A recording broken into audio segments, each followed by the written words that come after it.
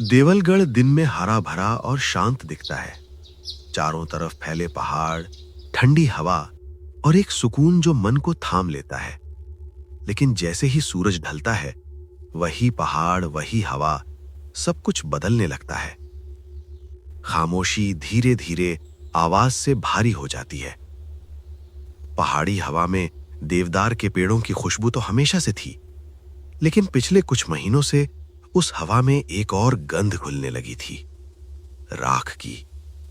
ऐसी गंध जैसे कहीं कुछ जल रहा हो, लेकिन दिखाई कुछ न दे। गांव के बाहर बरगद के एक विशाल पेड़ के नीचे एक पुराना जर्जर मंदिर खड़ा है। लोग वहां जाने से मना नहीं करते, बस उसके बारे में बात करना छोड़ देते हैं। पूछने पर बुजुर्ग बस इतना कहते हैं, वहां कुछ अधूरा रह गया था, और फिर चुप हो जाते हैं। रातें अब पहले जैसी नहीं रहीं। हर रात एक ही समय पर कुत्ते एक साथ रोने लगते हैं। बिना हवा के घरों के दरवाजे चरमराते हैं और डर चुपचाप घरों में घुस आता है।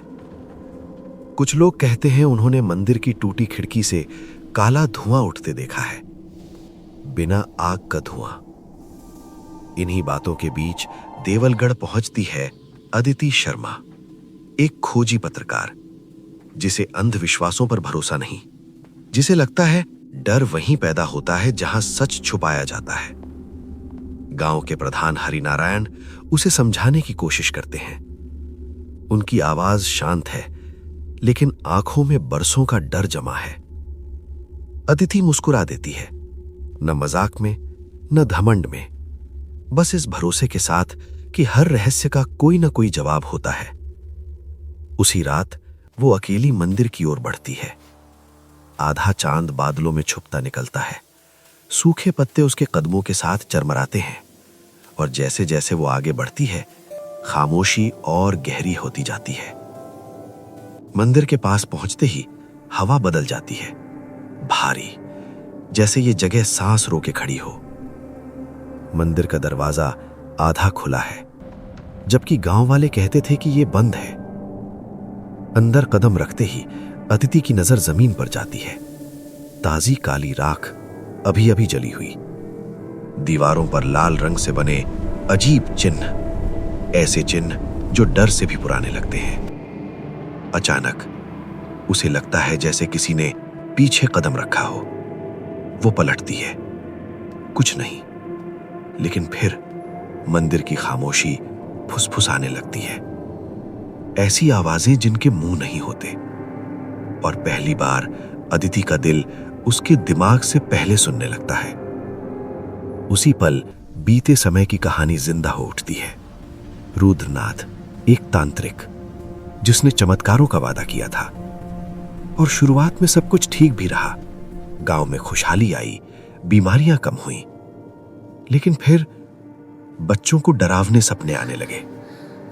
और फिर आई मीरा, एक युवती जो आग की बातें करती थी। मरने से पहले उसके शब्द आज भी गूंजते हैं, वो मुझे बुला रहा है आग के पास। कुछ ही दिनों में मीरा मर गई, और उसी रात मंदिर से चीखें आईं। सुबह हुई तो रुद्रनाथ गायब था, लेकिन जो उसने शुरू किया था वो नहीं गया। वर्तमान में मंदिर के भीतर अचानक एक आवाज गूंजती है, शांत, टूटी हुई, बेबस। वचन अधूरा है। धुंध जमा होती है, और उसमें से एक स्त्री आकृति उभरती है, डरावनी, लेकिन राक्षस नहीं। उसकी आंखों में गुस्सा नहीं, दर्द है, एक कैदी का दर्द। अदिति किसी तरह उस रात बाहर निकल आती है, लेकिन वचन शब्द दिन की रोशनी में भी उसका पीछा नहीं छोड़ता।